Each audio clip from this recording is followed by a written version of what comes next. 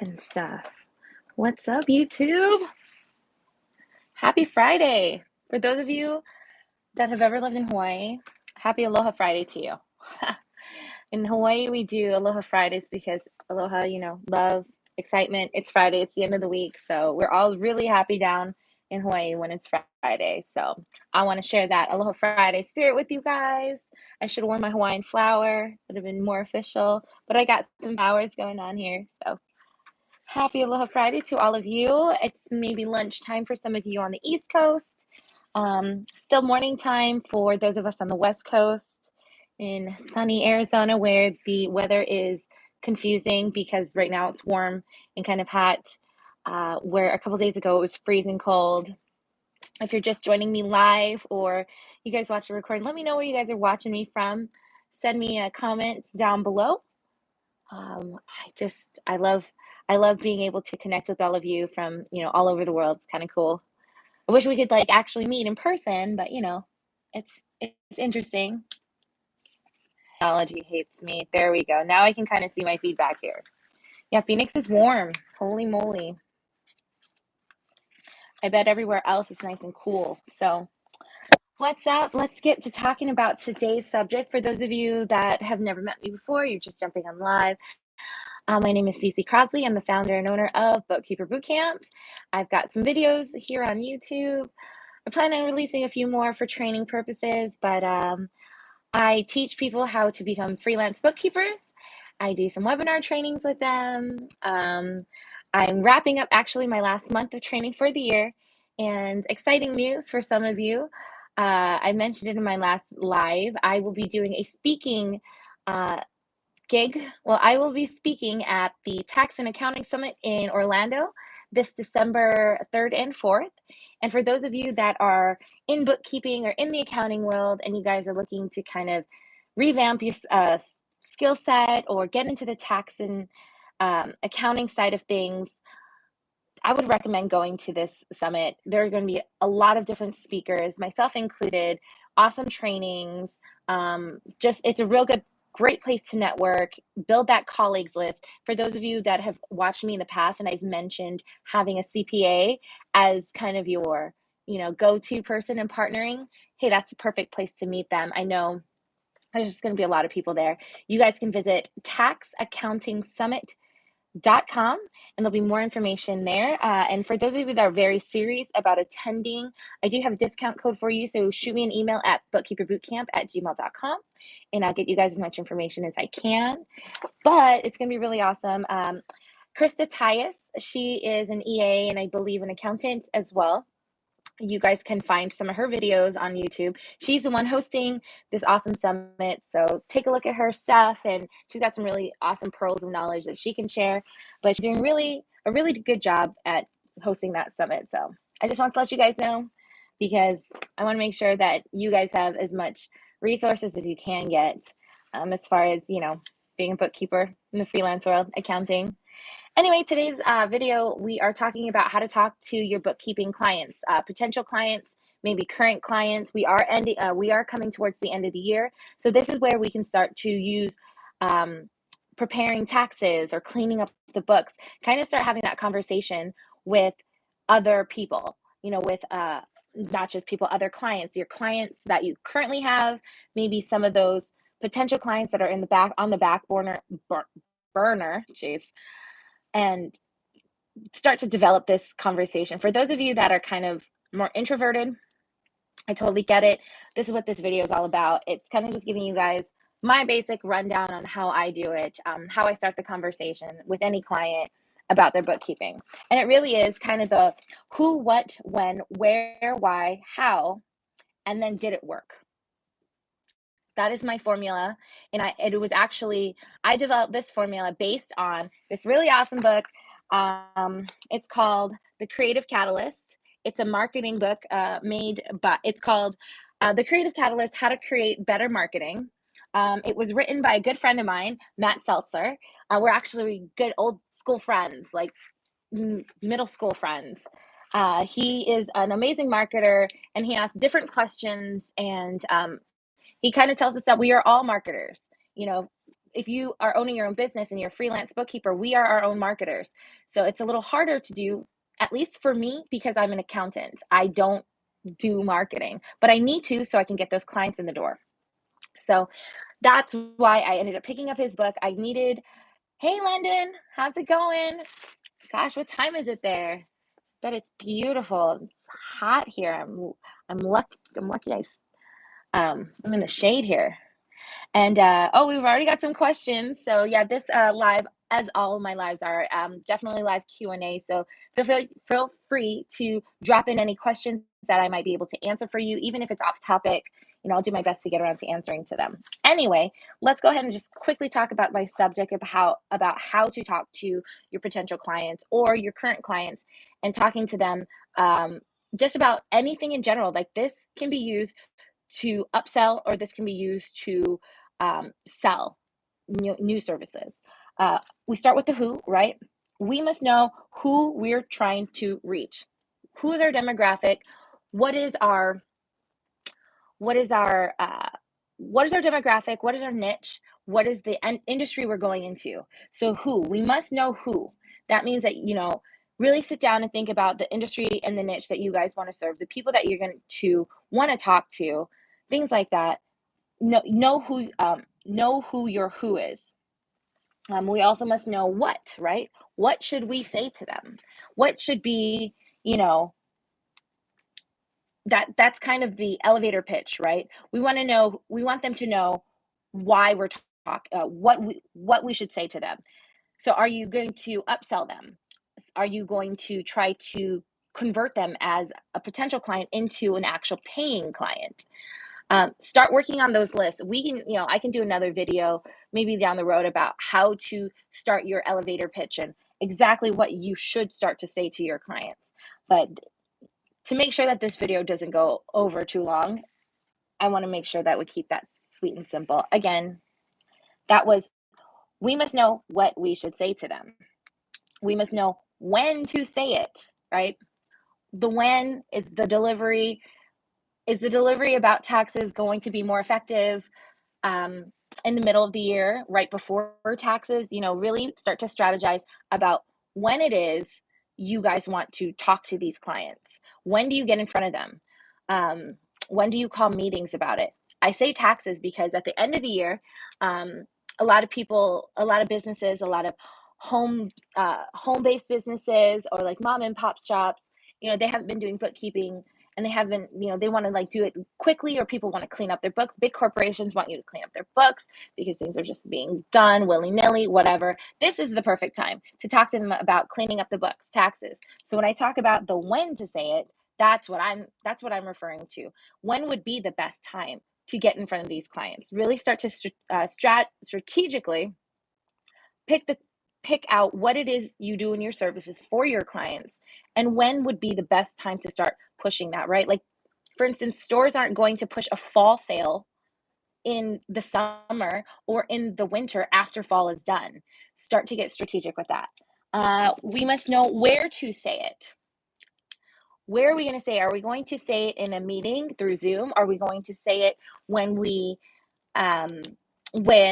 present them with their financials at the end of the month, if they're already clients?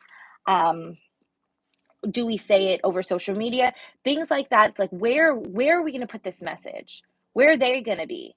We want to be in front of our clients. So where are we going to put this message? If we're going to guerrilla warfare this thing and do some guerrilla market, clearly I've been playing too many video games. You guys can do stuff like that where, if you're going to do a little bit of hybrid market bookkeeping, you can do a little bit of both. The where is important. We must know the why we are saying it. Why are we doing this? That's simple. Why? Why am I a bookkeeper? Why do I like to do it? Not just because, oh yeah, I need money. Everyone needs money. Has bills to pay. But I do it because it's not just my passion. You don't want to say, oh, it's my passion to do money or to do numbers.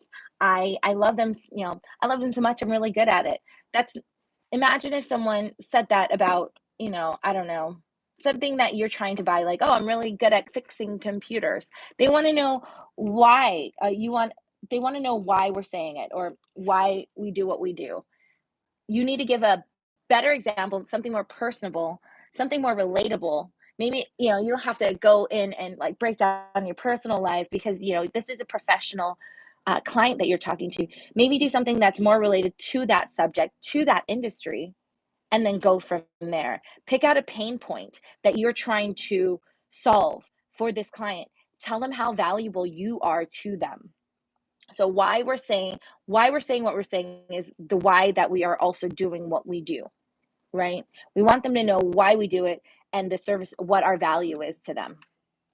Let me see. Sorry, my phone giving me some weird stuff. Okay. Um, we must know how to say it. This is the challenge. As an accountant, you know, I'm not a marketer and I'm not a salesperson, but I do need to develop those skills because I'm a business owner and I'm the one that has to wear that hat. So learning how to say it, I would say get some training, you know, invest in things like, oh, there goes my other butt. Invest in things like this. Books. You don't have to invest in this book. Trust me, I'm not even getting sponsored for anything I talk about. And hey, maybe I should. But honestly, I'm just trying to share the knowledge that I have and what works for me. And it's taking the time to invest in myself and to grab a mentor, whether it be a mentor in a book, whether it be a mentor that I can call on, a colleague, a friend, a family member. I need guidance and know that you're not alone. You know, if you need help, it's okay to ask for help. So learning how to say what you say is the gist of how we're going to practice getting better at converting clients. Because through email, guys, it's not going to work all the time. I can tell you that. All of the email marketing that you do, you know, it still reflects on you. How are you going to build that message? That's something we need to work on. And of course, when we're done, we must evaluate by asking, did it work? We need to go back, look at the data, tell ourselves to really get down and research, did it work? Because if it's not working, we need to fix that. We need to change something in the cogs. If this book that I'm reading, he puts out some really good examples about some marketing fouls and, you know, wins that have really led big companies. And I think that that can apply to anyone doing any kind of marketing, which is kind of his whole concept. And it's pretty freaking awesome because you see that big companies even stumble on their marketing and they have some really, really bad mess ups. One of my favorite examples he gives us, which I'll share with you, is when Pepsi, I don't know how old this makes me, but when Pepsi did the Pepsi challenge, I don't know if you guys remember that, where they said they did a Pepsi blind drink like tasting challenge where they would blindfold the customer. This is when Coca-Cola was leading the industry in Coca-Cola products, or cola products, sorry. And Pepsi was the up and coming, but Pepsi was a little bit sweeter. Um, I guess more sugar when it comes down to the basics of it all. Anyway, with that marketing, what they did was they did it really smart. They blindfolded their people, their test subjects, and they put two little cups in front of them and had them do a quick taste test on which one they prefer. And what was happening was that people were finding that they preferred the taste of Pepsi, and they've been avid Coca-Cola drinkers forever. And all of a sudden, they're like, holy cow, Pepsi is way better. It tastes way better. So they ended up working with that and going with that. So it converted a lot of Coca-Cola drinkers into Pepsi drinkers. How Coca-Cola responded is that they changed their entire recipe because they knew that Pepsi was sweeter. The downfall to and the up, there's a win to one side and a kind of a loss to the other. What happens is Coca-Cola responds, they end up changing their recipe. In the long run, people didn't like the new recipe because it was too sweet. In fact, it tasted just like Pepsi. The whole scheme of this was that the test subjects were taking small sips and they weren't drinking a full drink of Pepsi versus Coke. So the difference was is that in a longer, more a bigger drink, people preferred Coca-Cola, and those that had more of a sweeter tooth would prefer Pepsi. But when you drink Pepsi, I guess quick in a smaller shot or in a smaller amount, you would you would prefer that taste just because we like sweet. You know, as humans, it happens scientifically where we would go towards the sugar. Anyway, that being said, people make mistakes, like Coca-Cola made a big mistake, and they spent all of this time and all of this money changing their recipe when the recipe was perfect and the perfect recipe to begin with.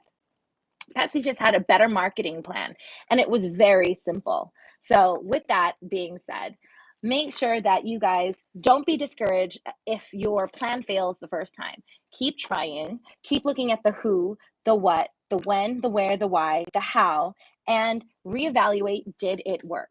Because if we don't reevaluate our work, then we really are going to suffer the consequences of making the same mistakes, and we're going to wonder why clients don't want to come to our bookkeeping services, or they don't want to use us. It might not be the marketing, it might just be the delivery, it might just be something that just needs to be tweaked. So anyway, before I let this go on further and further, let's look at the questions. All right, so this is the live question portion of my lives.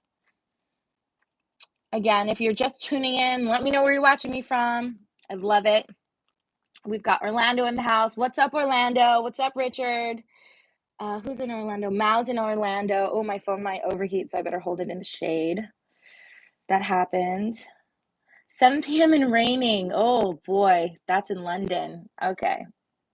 Yeah, I'm like super hot out here on my balcony. I'm barely in the shade. Arizona's insane. Hello, Sandy. Okay. You're watching from Vancouver, Canada. I bet the weather is beautiful. Okay, so we don't have any questions, and I think maybe it's because it's a little earlier in the day, and my lives tend to be a little bit later. However, I had a few live appointments this morning. I did a Instagram live with Krista Tyus, the CPA EA that I was talking about, that's hosting the Accounting and Tax Summit. So that took up a little bit of my time. I figured I'd jump on to this Facebook Live and talk to you guys a little bit more about bookkeeping.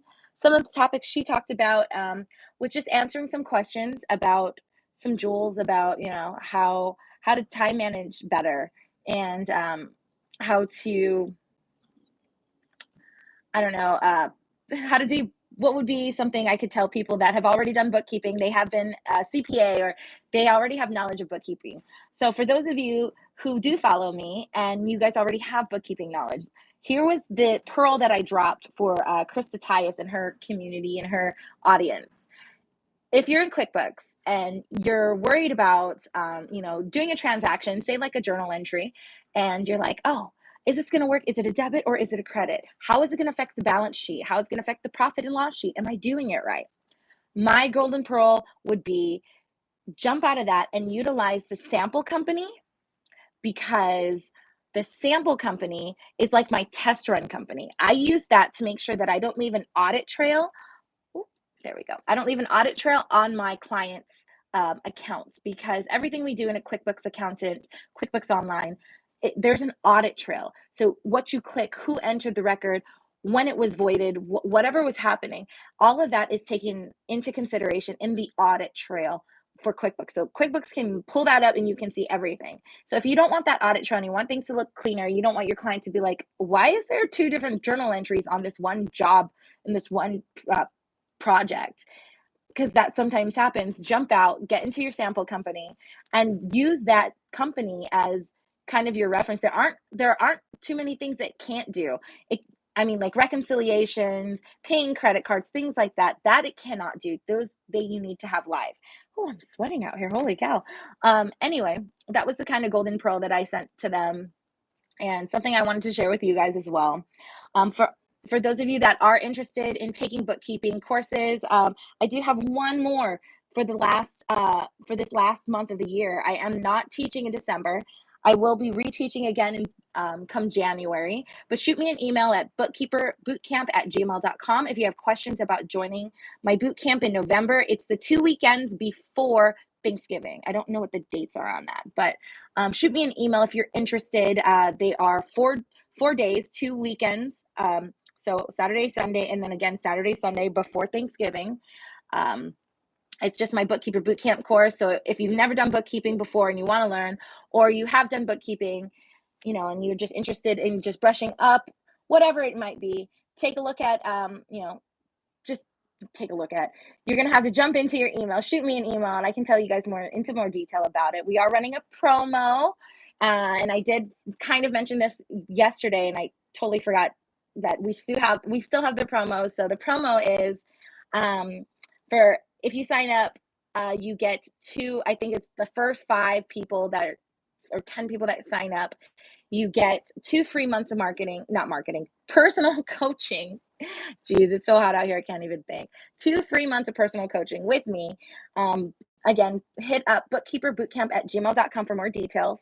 I wanted to drop that special note too because after this November, I won't be teaching for the rest of the year, and I will be attending that summit in December for a quick training, but I am not going to be teaching again until January. So if you're really interested in jumping in on getting a head start for the end of the year and the beginning of the year, shoot me an email. It is getting warmer out here, so if you guys have any further questions, always leave a comment, but also feel free to hit me up in an email, bookkeeperbootcamp@gmail.com, and I will talk to you guys later, and I'll answer any questions that you might have. Have a wonderful, happy Aloha Friday, and have a great weekend. Be safe. Happy Halloween.